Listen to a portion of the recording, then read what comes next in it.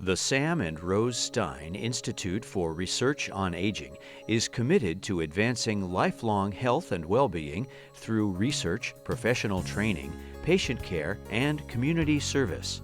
As a nonprofit organization at the University of California, San Diego School of Medicine, our research and educational outreach activities are made possible by the generosity of private donors. It is our vision that successful aging will be an achievable goal for everyone. To learn more, please visit our website at aging.ucsd.edu.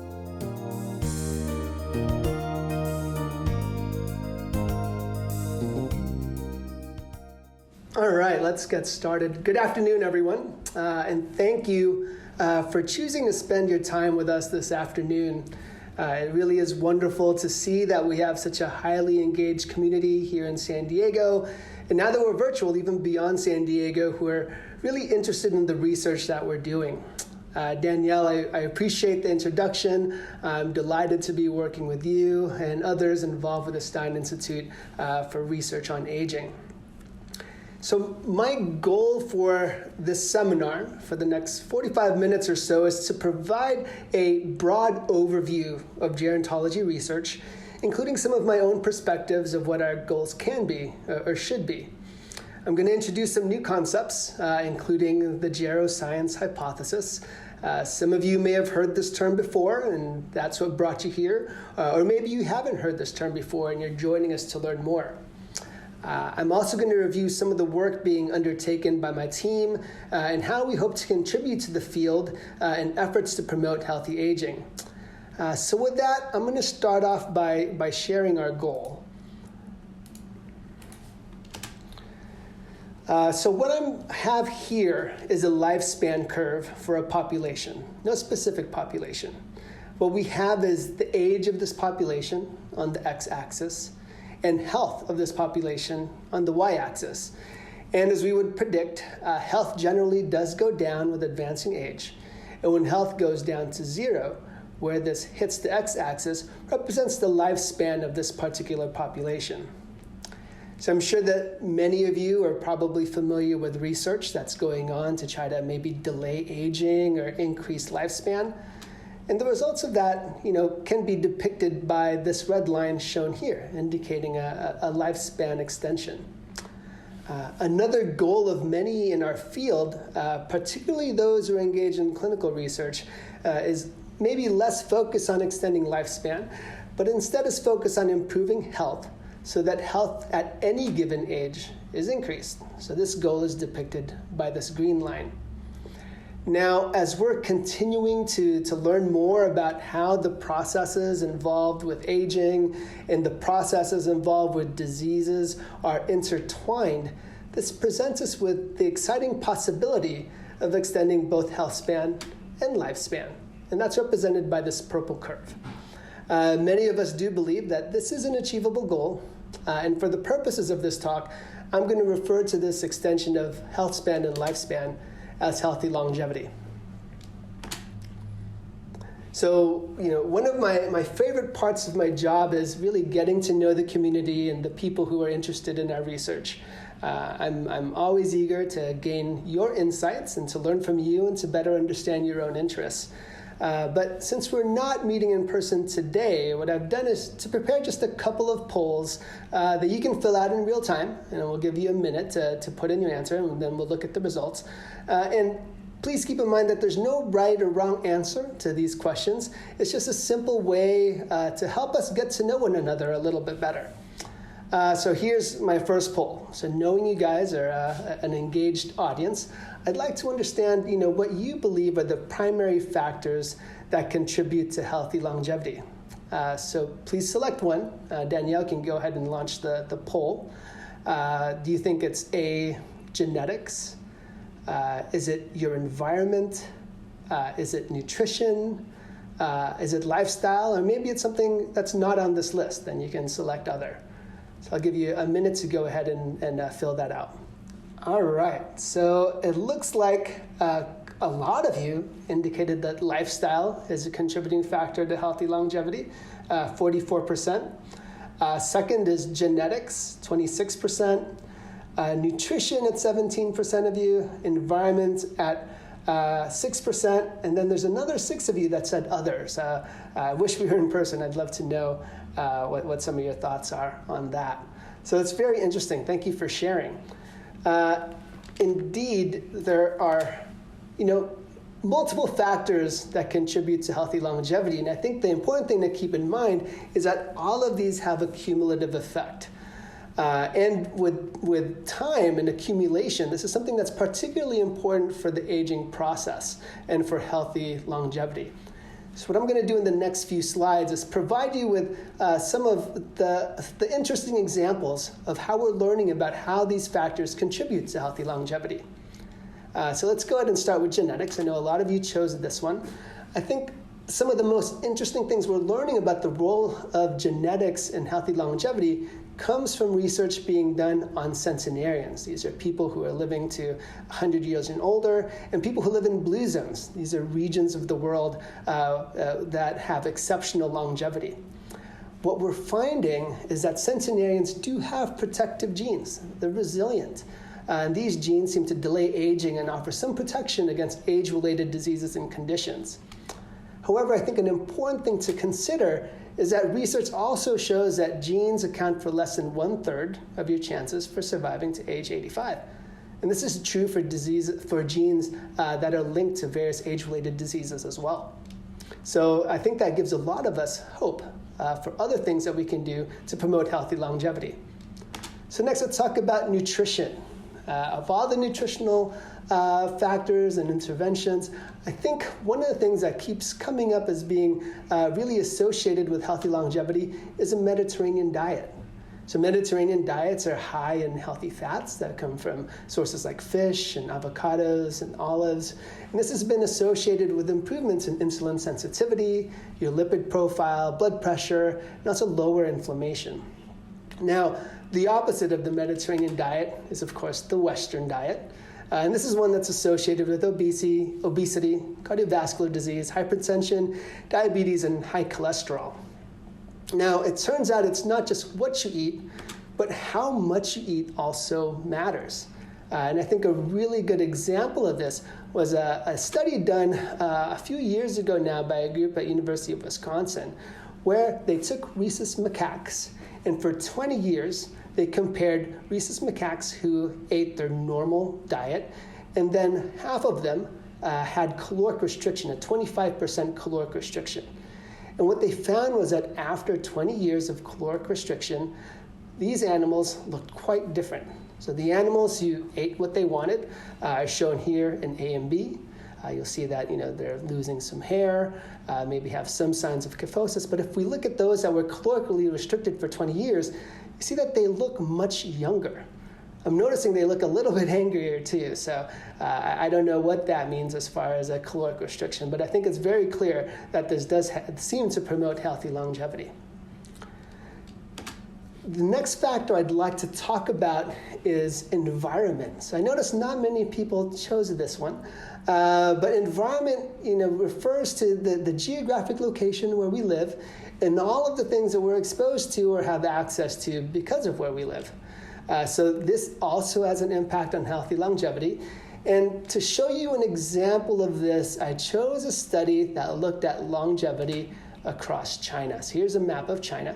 And the reason I chose China for this example is simply because this country represents a large geographic region with a lot of variety with regards to the environments represented.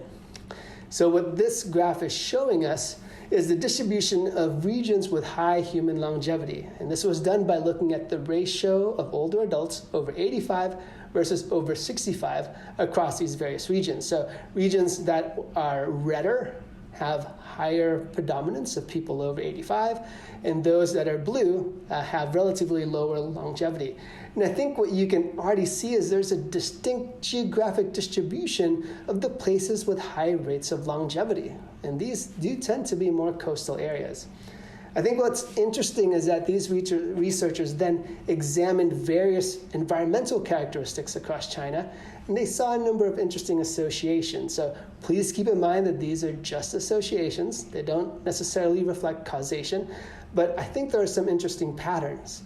So for example, when they looked at average temperature across China, they saw that these places with higher average temperatures and higher average humidity seem to be associated with these places with higher longevity. Now, interestingly, they also looked at fish production. So here are regions in China with high production of freshwater fish, and these are the regions with higher production of saltwater fish, and you can see these are more coastal. And again, you start to see a similar sort of pattern where places where fish are produced and places where there's higher longevity.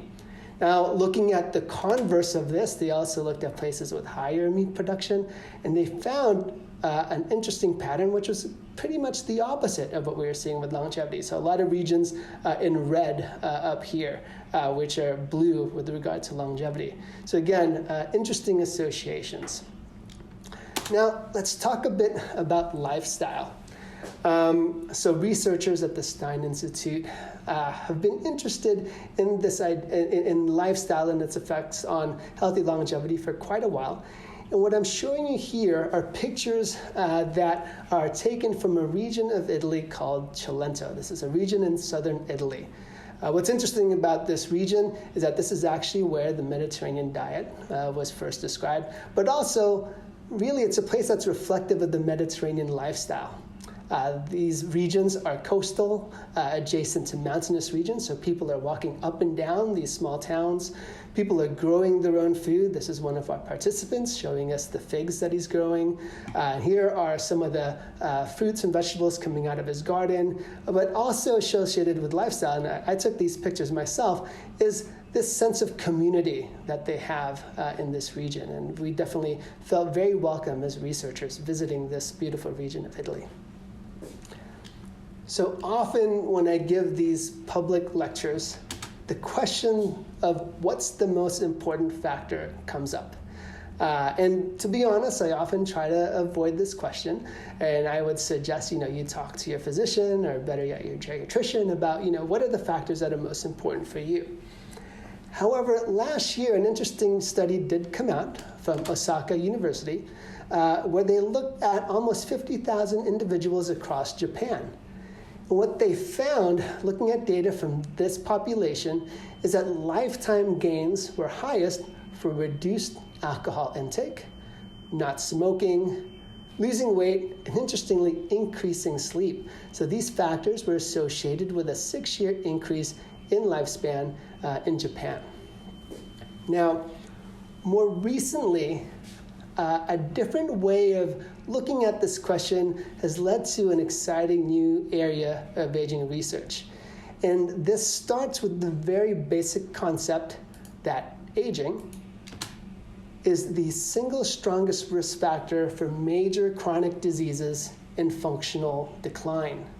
So we're trying to understand the connections between aging and disease pathophysiology, and we think this is a crucial step towards developing successful preventative and therapeutic strategies. So in other words, we're looking for those common biological mechanisms that drive both aging and development of age-related diseases and conditions. Now, we've started referring to this field of research as geroscience, which at its goal is seeking to understand the genetic, molecular, cellular mechanisms that make aging a major driver of common conditions and diseases of older adults. So I think this is exciting because of the implications of the geroscience hypothesis. I think that has very important implications for healthcare and the practice of geriatric medicine. So again, knowing that aging is a single strongest risk factor for multiple age-related diseases. So often, when we think about healthcare, we're focused on specific disease treatment, whether it be for Parkinson's, heart disease, hypertension, etc. Now, we are getting better, and we're also starting to focus on specific disease prevention. So preventing these individual diseases before they actually come to exist.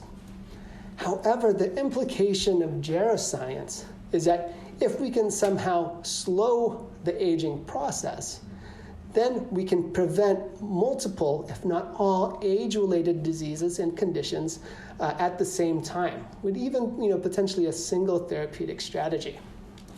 So how would we do this? Well, over the past decade now, we're starting to understand the cellular mechanisms that are hallmarks of the aging process. And what I've summarized here are some of the ones that have really come to the forefront as playing an important role in aging.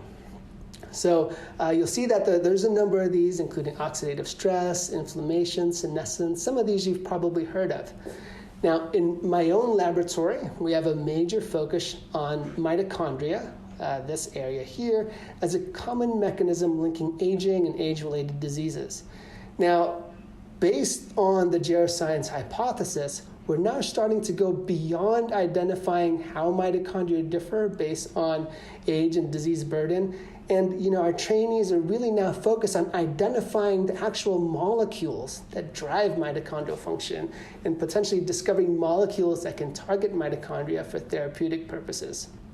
So for today's presentation, I'm not going to go into each of these in detail, but the take-home message is that our field is actively developing and testing therapeutics that target these various cellular hallmarks of aging with the goal of slowing the aging process at the cellular level to promote healthy longevity. So there's much more of this on this to come, and I think the next few years are going to be really exciting. But based on this work, we believe that it's also imperative that we come up with ways to evaluate the effectiveness of interventions that promote healthy longevity. So how are we going to know what works? Can we come up with a series of assessments in order to see whether or not a treatment is effective for promoting healthy longevity? And the way we're going to be able to do this is by first defining healthy longevity in a manner that we can rigorously quantify. But what should we measure? So again, I'm going to turn to all of you with another poll. And I think it'd be really helpful for us as a field to know what matters to you. And when we evaluate interventions, what aspects of healthy longevity should we be focused on? So again, there's no wrong answer. Danielle, you can go ahead and launch the poll. So what do you think matters most for healthy longevity? Is it physical ability? Is it cognitive ability? Sensory function, including sight, smell, touch, taste, and hearing? Mental well-being, or maybe something else. So again, I'll give you a little bit of time to go ahead and put in your answer, and then we'll take a look at our results.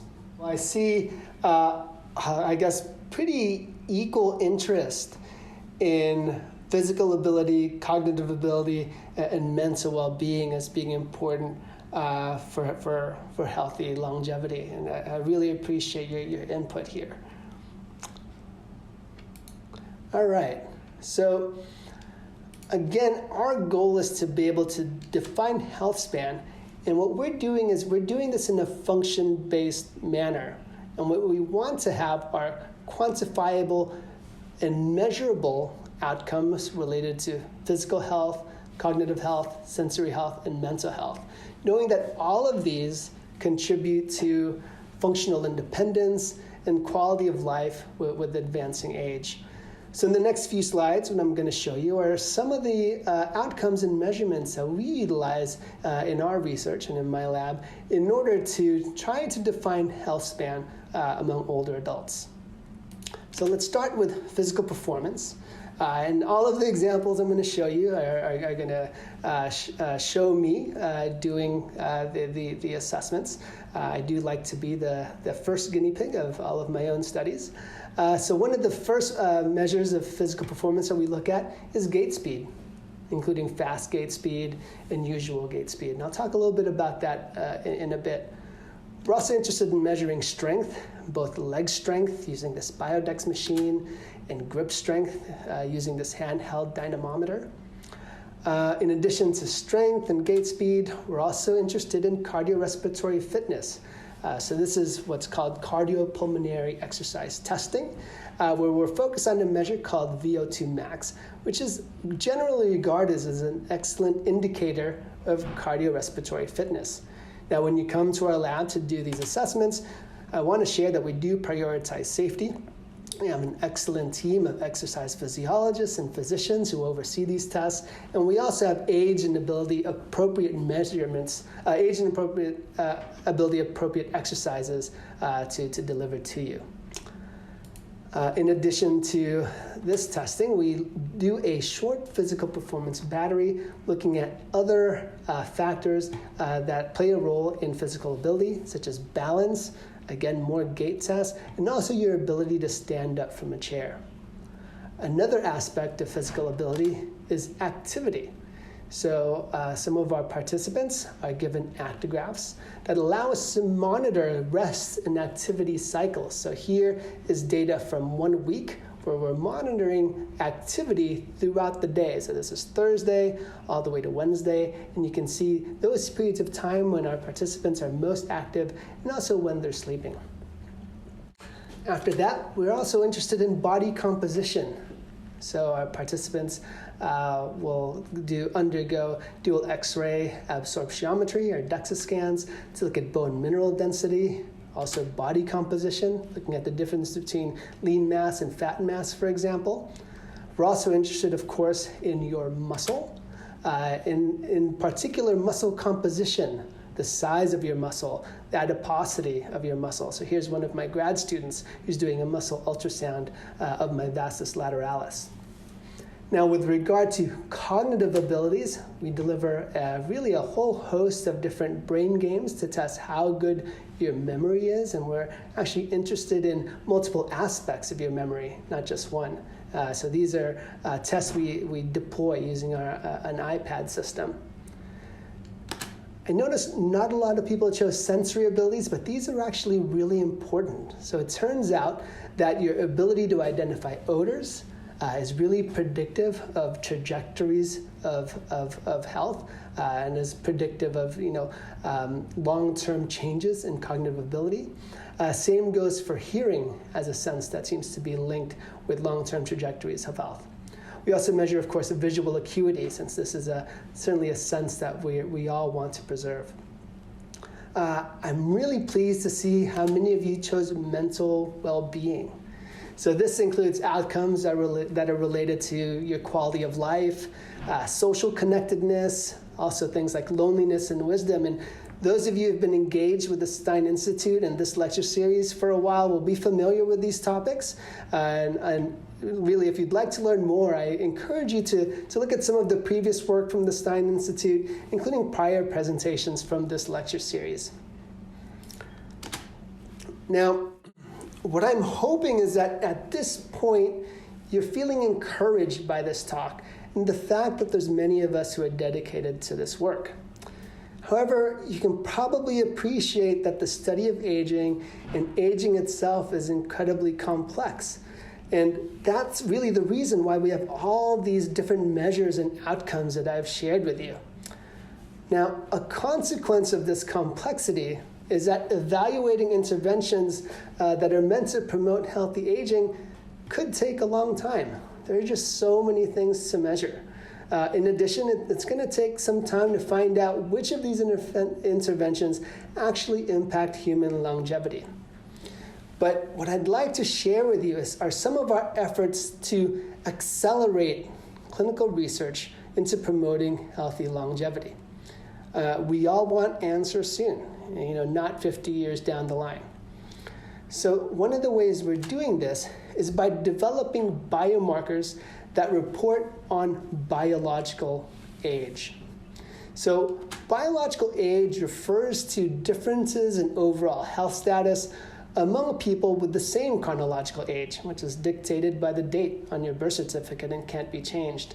And many of us would argue that your biological age and not your chronological age is what really matters. So can we test interventions that can affect these biomarkers of biological aging in order to accelerate this research?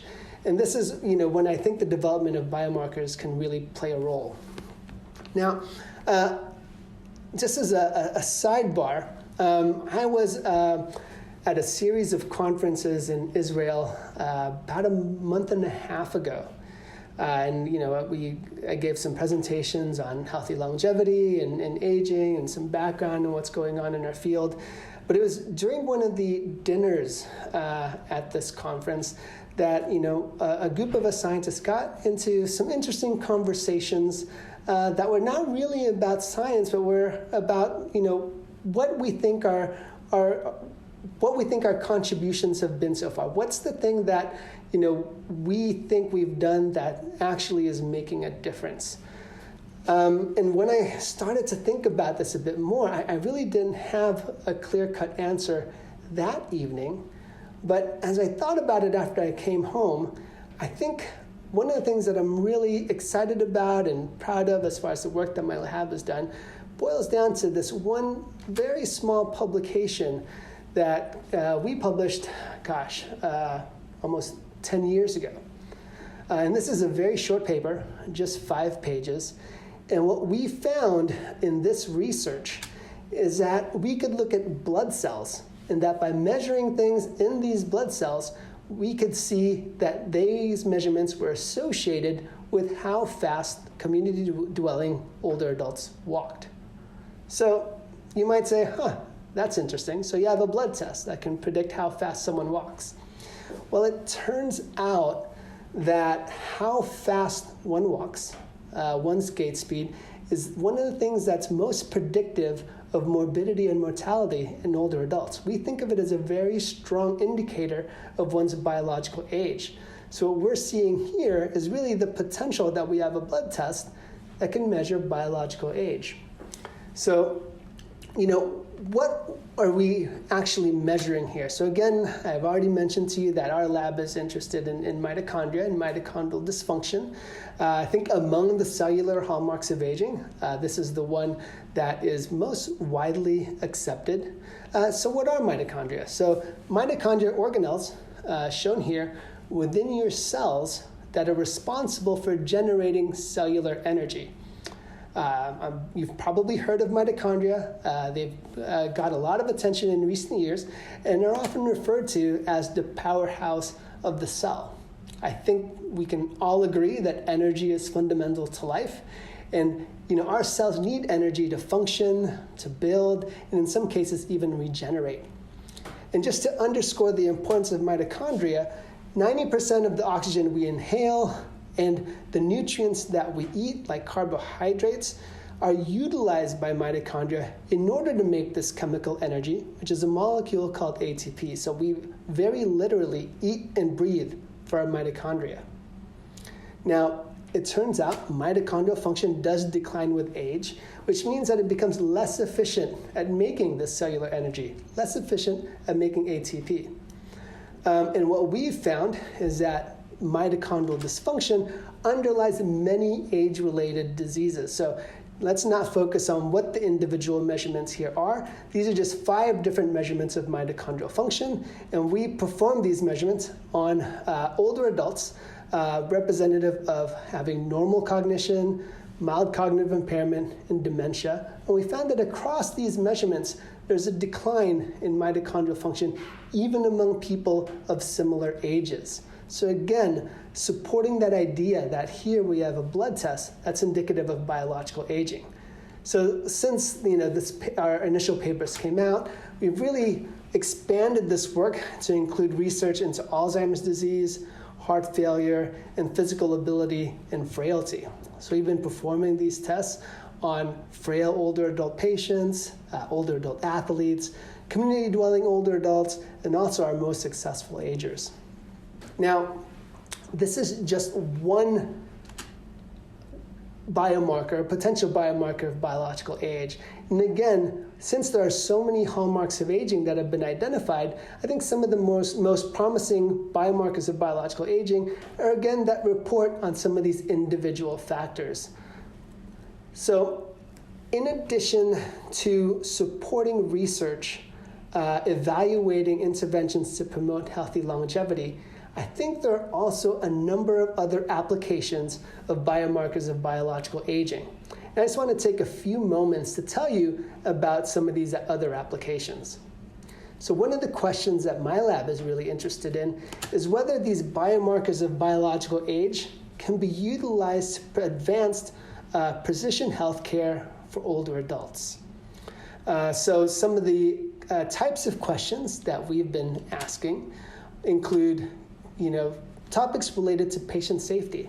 So can we actually predict whether a patient can safely undergo and also, importantly, benefit from a procedure or intervention based on their unique biological age?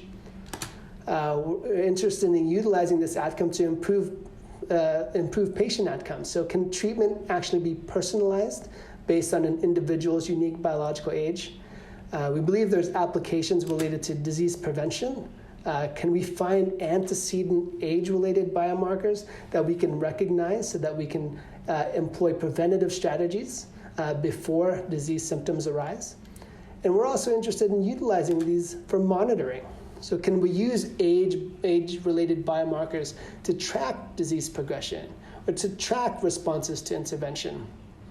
Now, I think what I'd like to really emphasize with this body of work that we're doing is that biological age is modifiable, unlike chronological age. And this is why we should really be excited about this era of aging research. All right, so in the last few minutes or so, I'm going to change tracks a little bit, and I want to talk about why I think we should be investing in aging research and what that means.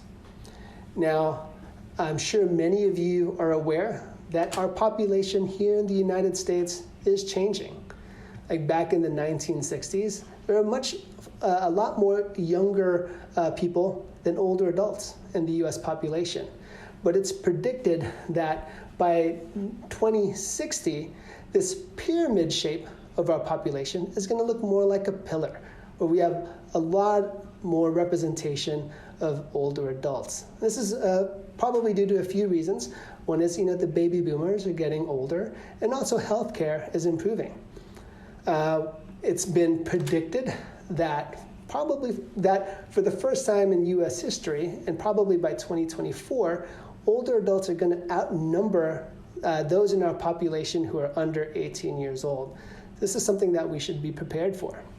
After the 2016 census, some people referred to this as the silver tsunami, the fact that older adults are going to become a much more predominant number of people in our population.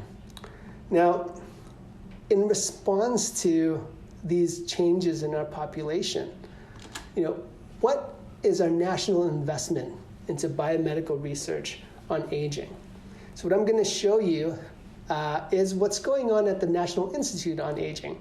So this is our major funding source. National Institute on Aging, or NIA, is one of the institutes of the National Institutes of Health. And this is how your tax dollars help to support aging research. And looking at how the NIA budget has changed over the years, you'll see that right around 2016, when we really started realizing that we have a lot more older adults coming onto our population, the budget did increase dramatically. And I think this is really important. Now, while this is improving, and I should note that a lot of this increase in the NIA budget is due to a large interest in supporting Alzheimer's disease research, the percentage of the NIA budget to the total NIH budget is still relatively small. So historically, research on aging has only accounted for about 4% of the total NIH budget. Now, looking at 2023, and these are the proposed NIA budgets, we're looking at about 8.2% of the NIH budget being dedicated to the NIA. But just for comparison, if we look at other institutes, like the Institute devoted to cancer research, they get about twice as much funding. So while all areas of biomedical research are important, I do think that we should start to emphasize research on aging more and more. And I think as a result of historically low funding for aging research, many of us face major challenges when it comes to securing funding to secure this research. Even the small percentage of grants that do get funded are often cut in their budgets by 20% at their onset. So because of this difficult funding environment, I think some of the potentially most impactful research, like the ones I've been talking about today, are not getting funded because they're still deemed a bit risky or a bit too early stage. But still, we're hopeful. We do hope things change and we continue to increase funding in the NIA. We're also very thankful to those who donate and support our research because at the end of the day, our goal is to promote healthy longevity so that as that silver tsunami is upon us, we can all surf that wave. So I'd like to end by acknowledging the people on my team who do the work that I've been describing today. These include dedicated staff members, but also a large number of trainees, undergraduate students, graduate students, and fellows who are really going to be the future of aging research. These are some of the funding sources that support the work that I've shared today. And finally, if you'd like to learn more about our research program, I encourage you to visit our website. Or if you'd like to see what we do when we're not in the laboratory, our students also run an Instagram page. So with that, thank you very much for your attention, and I'm happy to answer any of your questions. Thank you. Thank you so much, Dr. Molina, for such a fantastic talk. We have some great questions coming in that I want to be sure to get to. So why don't we start with this one? What are some things we can do to improve mitochondrial function? I really do love that question, Danielle. So like other hallmarks of aging and biological aging, mitochondrial function is highly modifiable. And this is something that people have been interested in for a while. So there's some work going on looking at supplements or various pharmaceutical compounds that can improve mitochondrial function. But a lot of that work is really still early stage. What I'm confident to be able to share is that things like exercise improve mitochondrial function. Even short bouts of exercise have been shown to improve mitochondrial function quite acutely and immediately. And people often ask too, so what kind of exercise? Well, endurance training seems to be important, cardiovascular training is important, but I think what's most important is that it's an exercise that you enjoy and something that you're willing to keep up and keep doing. So whatever it is you enjoy, those are the things that can improve mitochondrial function, at least with regard to physical activity and exercise. Great, thank you, Dr. Molina. We have another great question here that I'm actually wanting to know the answer to. How can I find out my biological age? This is a really great question, and there's companies now that are coming online that are I'm not sure what the word to use is at this point, but they're claiming that they can tell you what your biological age is. Some of these companies are backed by rigorous scientific research. But at this point, with so many hallmarks of aging to look at, we're not really sure which one is the best indicator of biological aging. Now, what I can share with you is the measures related to your physical function, cognitive function, sensory function, mental well-being, things that we're measuring in our research and in our laboratory. Those are certainly validated measures related to biological aging. And we do have research studies going on where people can volunteer to participate and have these measurements done in our research lab. And you can certainly reach out to us to see if you're qualified to participate in these research projects. And as much as possible, we do report your results back to you. So I think our participants do get a lot out of their participation in our research studies. Okay, great. That leads me into a question we've gotten a few times now, which is it possible to be a participant in your study? So maybe you can clarify how people would go about reaching out to your team to be able to see about their eligibility. Yes. So there's a few ways. I mean, certainly we have ongoing studies right now. I think one that we're currently actively enrolling for is related to our Nathan Shock Center, which is a collaboration with the Salk Institute and also Sanford Burnham. And one of the things we're trying to do is trying to define biological aging by creating a cohort of individuals who are representative of the human lifespan. So we're trying to understand, what is the normal trajectory? And to do that, we're enrolling folks of different ages, from 20 years old, really with no upper age limit, to come and have all of these assessments done. You can reach out to us. Probably the best thing to do is to reach out to through our website and let us know that you're interested in the research that we're doing and potentially this particular study. But I think what we'd like to do is start compiling the names and contact information of people who are interested in research, because we're really excited about not just what we're doing now, but the studies that we have to come. While we're trying to secure funding to do those studies, it'll be great to know that there are people in our community who are going to be, willing volunteers to engage with us at the Stein and to be participants in our research. Great. Okay, so more questions on biological age. I think this is something that's really interesting to people. So clarifying a little bit about this piece. So what do you mean biological age is modifiable? Does it mean aging will continue to be reversible? And is the choice for individuals to live longer and live better their choice? Great question. So again, we have to go back to the difference between biological age and chronological age. So chronological age is not reversible. We are on that track, and we're all on that track, and we're all aging chronologically.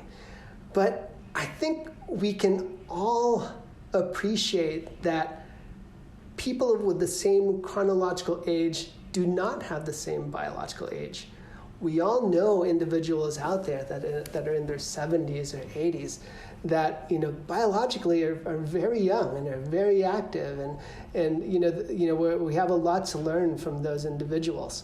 So I think when I say it's modifiable, I think we all have an opportunity to increase our health regardless of our age, and that's really one of the things we're focused in on at the Stein is what can we do in order to be the best we can be.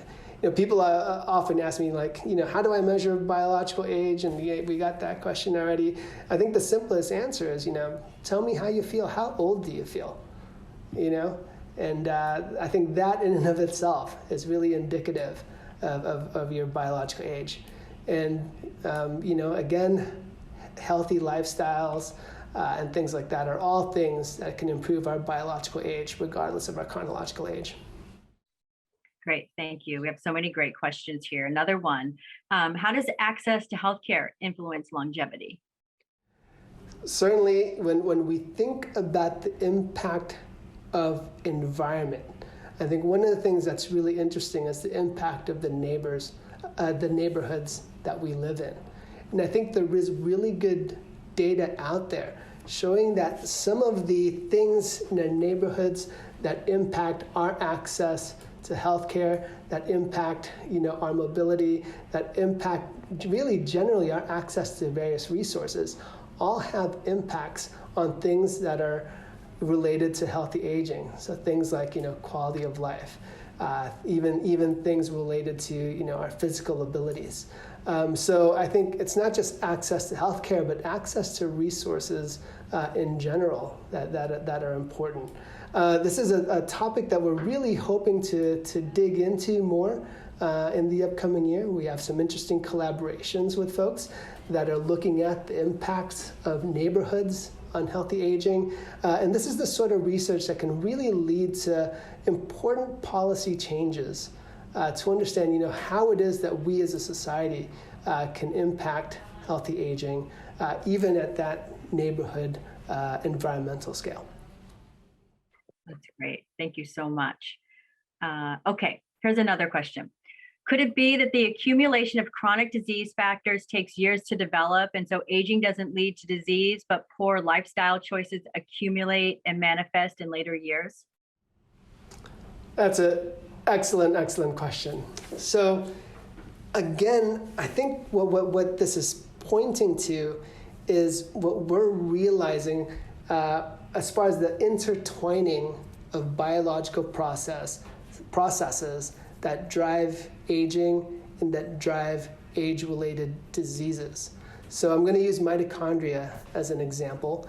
We know that mitochondrial function goes down with age, but we also have decades of research showing that mitochondrial dysfunction is associated with Alzheimer's disease, diabetes, pretty much every age-related condition. So as far as what's driving what, that's a question that I think still remains to be answered. But I think what's interesting, and I'm going to use Alzheimer's again as an example, is that we're seeing these cellular biological manifestations of aging way before we're seeing disease symptoms. You probably by the time an individual shows up in the clinic with dementia, there could be up to 10 years of neurological damage that have been going on. And some of this neurological damage we're understanding now is really driven by the same processes that drive aging, like mitochondrial dysfunction. So we're trying to understand and how these things are intertwined with one another. But again, I think the exciting part is that because there's these common pathophysiologies, we think that we can target these specific hallmarks related to aging to really look at therapies for multiple age-related conditions at the same time. Great, thank you. How has the coronavirus impacted aging and longevity? I think that's something that we're still really trying to understand. I don't know if I have an answer to that now. Certainly acutely, coronavirus has affected things related to quality of life and how we interact with one another. So these are, important mental health issues that we know are important for aging. But as far as how it's going to impact longevity, again, this research does take a long time to do. So that, question does remain to be answered. Now, there have been a few studies that have looked at hallmarks of aging and how viral infections can modify hallmarks of aging. And there we are seeing signs that in some cases, viral load, for example, can be associated with an accelerated aging phenotype. So again, that's the cellular level. How this is going to translate to human longevity, I think time will tell. Great. Another great question. Does having a positive attitude play a role in having a good biological age? Yes. Absolutely. Like I said, you're sometimes, you're as old as you feel. Having a positive outlook is going to mean that you're going to be more socially engaged. It's going to mean you're going to be more active. You're going to be more in your community. So I think, again, these things are intertwined with one another. So yeah, definitely that positive mental outlook is critical.